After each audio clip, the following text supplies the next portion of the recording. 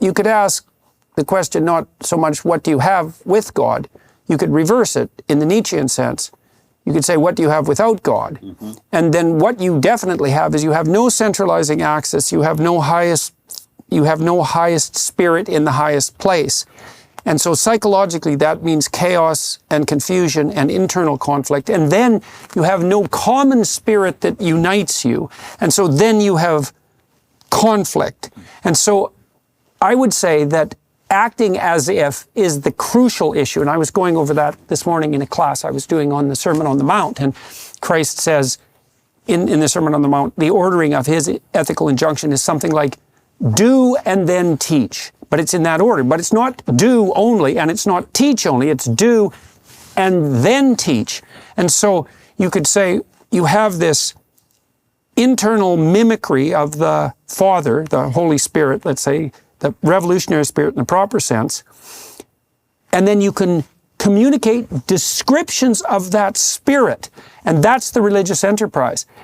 And we confuse that, I would say, in some sense, with descriptions of external reality. They're not the same thing. The religious enterprise is the description of the animating spirit, and the proper animating spirit, and that's why even in the Exodus story, God is presented as the spirit that calls the hero to lead his people out of slavery.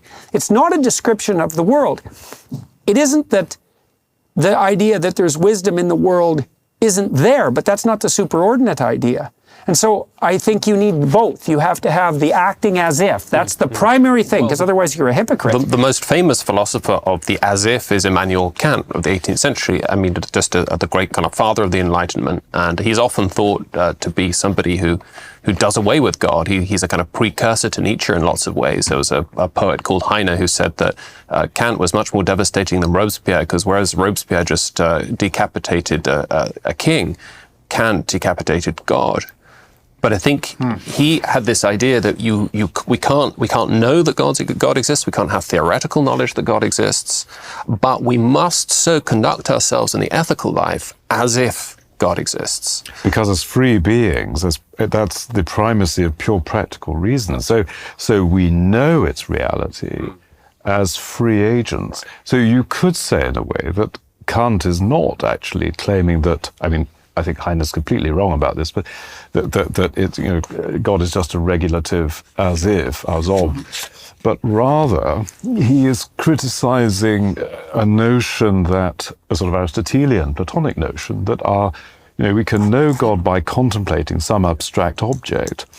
And he's saying, no, we have contact. We have contact with noumenal reality. Right. We have contact with the divine as free agent. So when we obey the categorical imperative, which he thinks is intrinsically linked to the idea of God, that's the kind of knowledge.